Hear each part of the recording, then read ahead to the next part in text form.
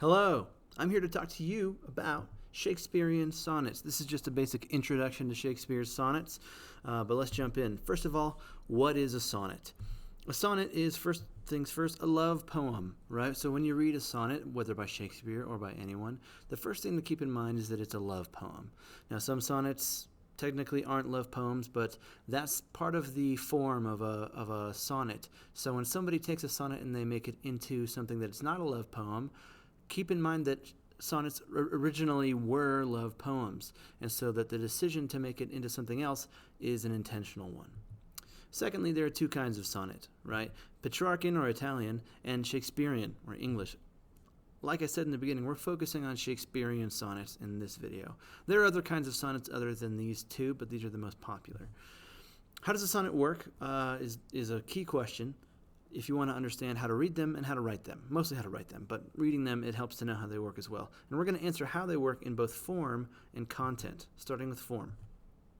You need to understand what feet and iambs are. A foot is a unit of measurement, and just like in measuring distance or height or girth or whatever it is, 1 foot, multiple feet, same kind of language. There are many different kinds of feet, and we're not going to talk about all of them, but one you need to know for Shakespearean sonnets is the iamb.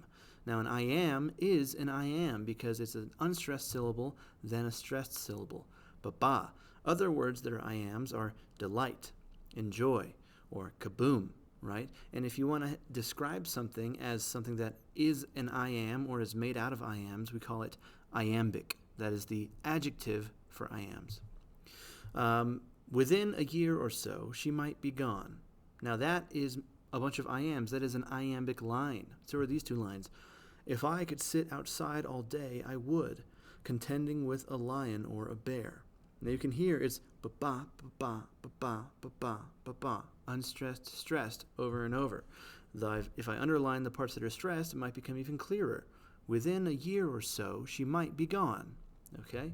If we split it up with these vertical lines, you'll notice, particularly in the third line, how iambs don't actually pay respect to words, right? So contend is an iamb, and it interrupts the last third of that word, contending with, contending, right? Same thing happens to the word lion, right? Contending with a lie, right? A lie is one iamb. An or is an iamb. A lion or a bear. That's 3 iambs, even though it's 5 words. That's right, 5 words. Meter is another key term to understand when looking at sonnets. Now, meter just means measure, and we measure what? How many feet are in a line, okay? Penta means 5, and meter means measure, so if you see the word pentameter, it means a measure of 5. Now, it's actually pronounced pentameter, right? But it looks like pentameter, 5 measure, a measure of 5. That's a helpful way to understand the meaning, even though the pronunciation might throw you off. It's not pentameter, it's pentameter. So if we combine that with the adjective we learned earlier and say iambic pentameter, it's 5 iambs per line, 5 ba per line, 5 mama per line, okay? So if we look at these same lines with numbers, a 1, a 2, a 3, a 4, a 5, a 1, a 2, a 3, a 4, a 5, a 1, a 2, a 3, a 4, a 5. That's how you can remember what these lines should sound like. Shakespearean sonnets are always in iambic pentameter, always. Now, there are some exceptions in his sonnets. Some lines will have a feminine ending, adding an extra syllable. Some sonnets, I think there are 2 sonnets that totally use a different setup that's not iambic pentameter. But in general, Shakespearean sonnets are always in iambic pentameter. And when it comes time for us to write our own sonnets in my class, we're going to make them in iambic pentameter. Rhyme scheme is up next. You've probably learned about rhyme scheme in like 6th grade or something, but the rhyme scheme for a Shakespearean sonnet is always the same. A, B, A, B, C, D, C, D, E, F, E, F, G, G. And as you read an entire sonnet, you'll notice that the G's at the end really feel closely tied together. A quatrain is a set of 4 lines, and so there are 3 quatrains in a Shakespearean sonnet. The A-B quatrain, the C-D quatrain, and the E-F quatrain. The last 2 lines are what we call a couplet. Right? 2 lines that are closely tied together in meaning or in rhyme or in something like that is always called a couplet. And these things are usually offset. They're indented a little bit. And you'll see what I mean in just a moment. But let's talk about content. Okay, and we're going to keep that in mind that they're about love. But other than that, right, content, okay? Let's continue this discussion about quatrains, right? Lines 1 through 4 is the first quatrain. And if you want to think about this in terms of a story arc, you probably also learned about that in 5th or 6th grade. It's like the exposition of the story, right? Now, when people talk about sonnets, when Shakespeareans discuss them, they don't say, well, here's this the exposition. They don't use this story arc language. But if you're familiar with the story arc, this might help your understanding of a sonnet and how it works. It might make you feel a little more ready to approach one. The second quatrain is kind of like the rising action of the story, where things start to build. Whatever happens in the exposition is changing, is developed, is built upon, right? The third quatrain is where the sonnet will usually contain what's called a volta, which is a turn in focus or direction. And that's where the climax of the sonnet happens in a way, where you get the interchange between the first quatrain and the second quatrain coming to a head in the third quatrain. And then it's as if the poet or the speaker of the poem stops, thinks about the first 12 lines for a while, takes a deep breath, and comes away with a resolution in the ending couplet. And typically, the last 2 lines in a sonnet are like the best ones. It's the most interesting, it's the most pointed, and it's the best 2 lines that really reveal what the sonnet is supposed to be like, or what it's supposed to be about when you get those last 2 lines. Now, if you're familiar with the story arc, you're probably noticing that there's no conflict here.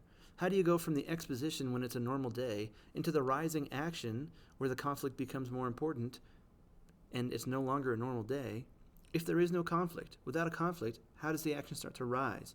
Well, it will have a conflict, but the odd thing is it's not consistent, right? In a sonnet, it might have some kind of conflict or some kind of rub in the first 4 lines, maybe in the second 4 lines. It just depends. Maybe you won't really see one clearly, but the speaker will just start complaining all of a sudden in line 5, and maybe that's the introduction of the conflict, but it might not always be a clear, distinct conflict that's obvious, that starts to build things up, right? And you'll see what I mean the more conflicts you read, or the more sonnets you read. And again, real people who talk about these sonnets don't speak in these terms.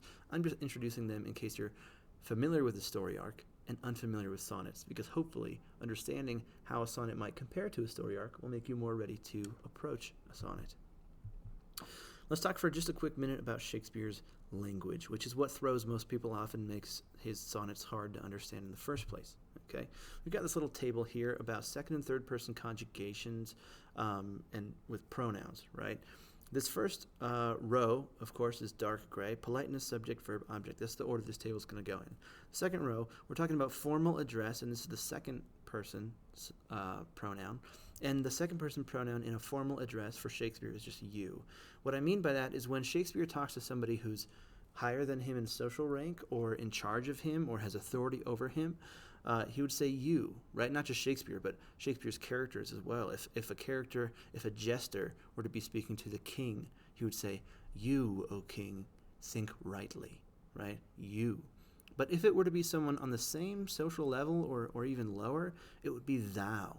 A lot of people think that thou sounds formal and polite, but really it's used for someone who's on the same level as you, or worse. Thou, and same with thee. Now, you'll notice we've got these columns here, and in the second column, this is the subject position, thou, right? What we always say in my class is the subject does the verb, and the verb happens to the object. So thou will do the verbs, and verbs will happen to thee. Just like I would say, I do the verb. I is the subject form of the first person. I do the verb, and the verb happens to me, right? The verb doesn't happen to I. And me does not do verbs, right? I do verbs, verbs happen to me. Thou does verbs, and verbs happen to thee, right? Now, look at this third column, this verb column.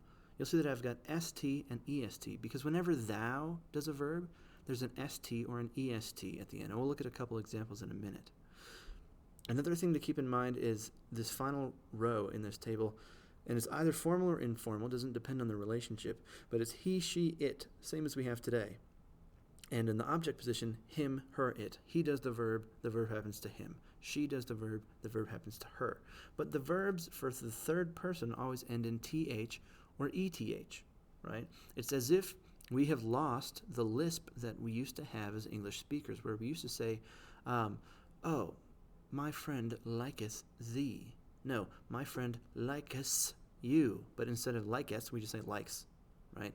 Or my friend doth speak too much. My friend does speak too much, right? The th becomes an s in every instance for the third person conjugation of the verb. Some other things to keep in mind is that thy and thine can mean your, and thine almost always means yours. Now, it's really inconsistent. It's not consistent in Shakespeare, at least, at all.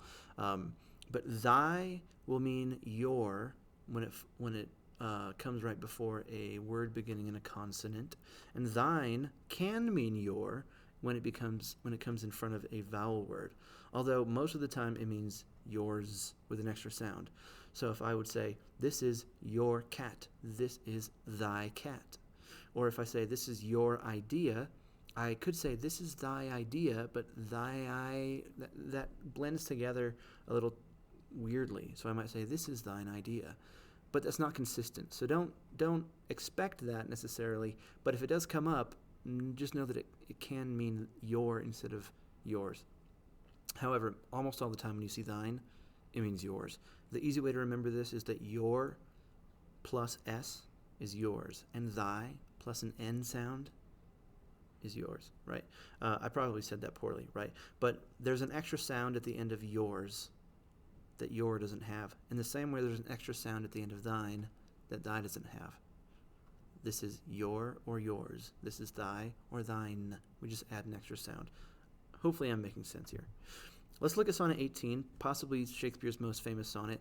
But this one's I don't think it's best sonnet, but it is great for talking about the language here. Look at the first line. Shall I compare thee to a summer's day?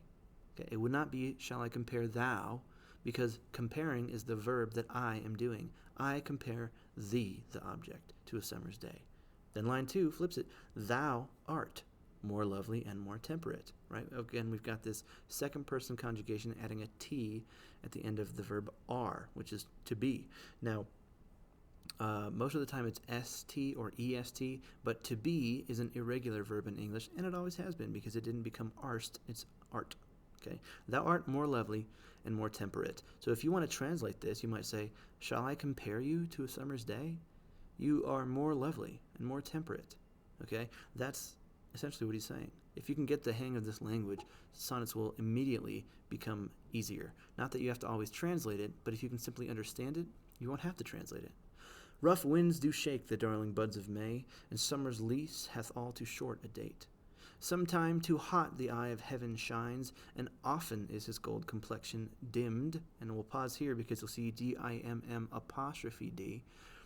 If that E were there, here today, we would say dimmed, just like I did. But in Shakespeare's day, the ED might lead someone to say dimmed, right?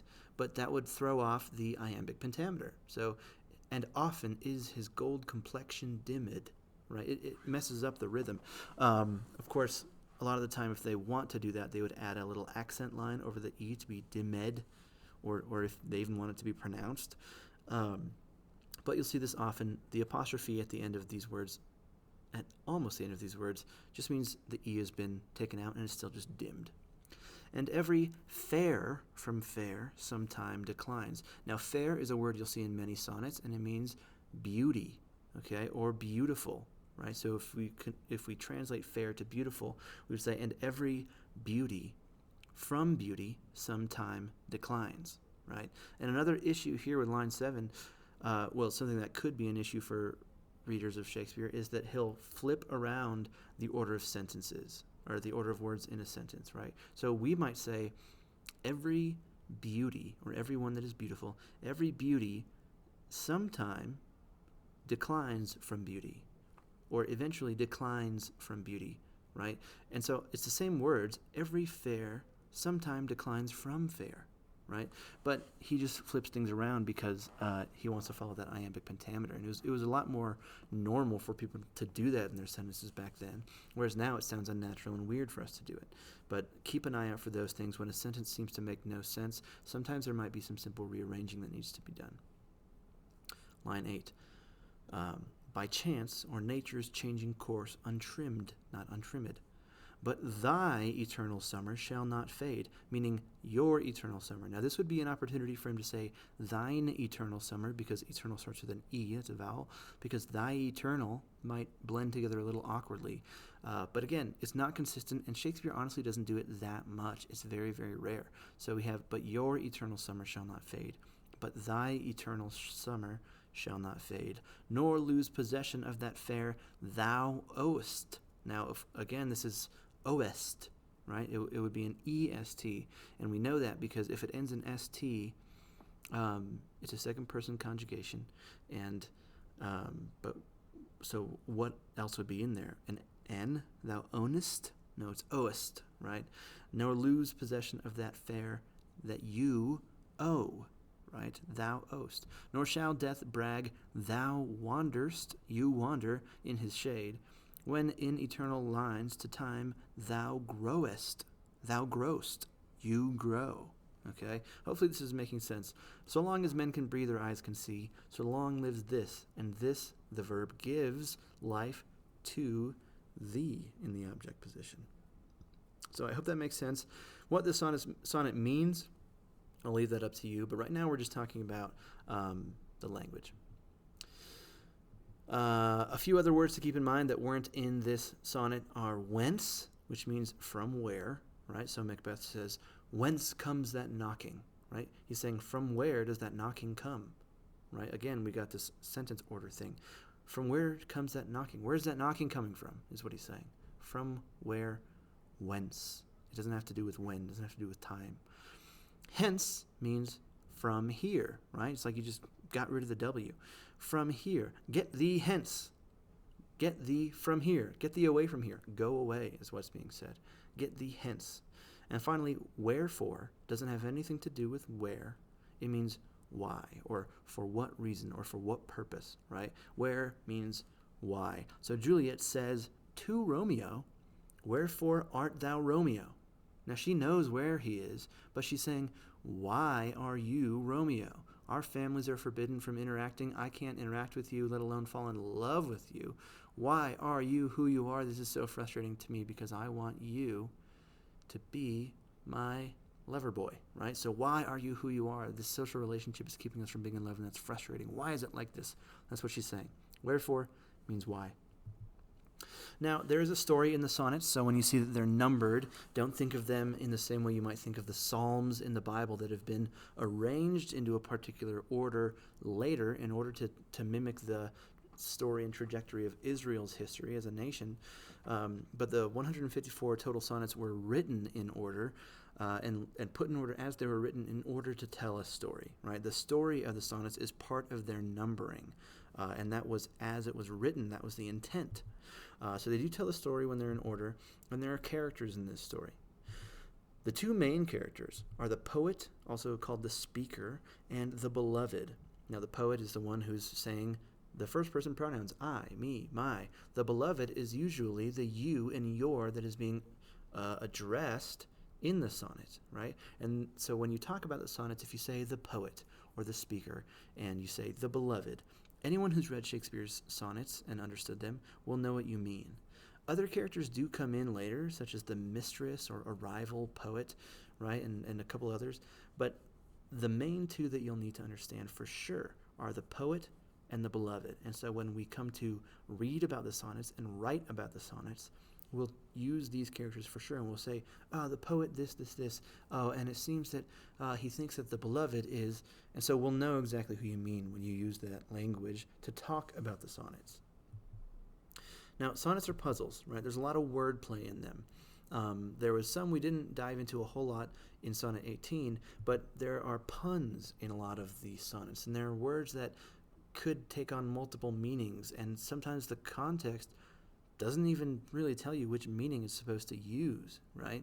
And so you might read it and say, oh, well, it seems like the word will has to do with, someone's desires and their will, their intent, liberty on of doing what they want, right?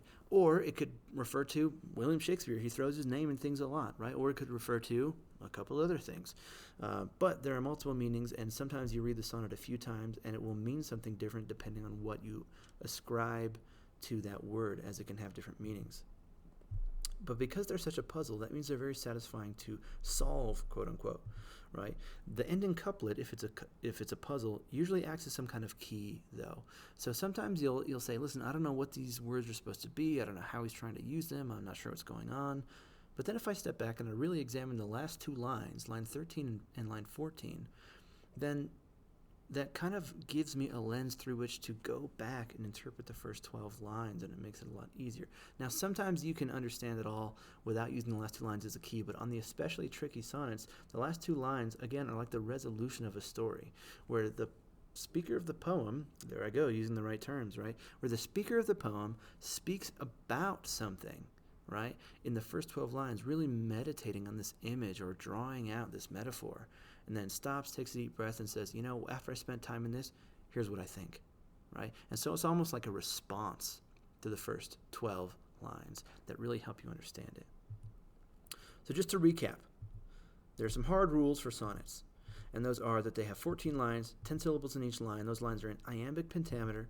A, B, A, B, C, D, C, D, E, F, E, F, G, G is the rhyme scheme. Soft rules that can kind of be bent are things like that they're about love. In general, they're about love. It's a rule, but it's broken a lot or bent or whatever. There's a lot of play with language, usually, at least in a good sonnet, and not in a cheesy way.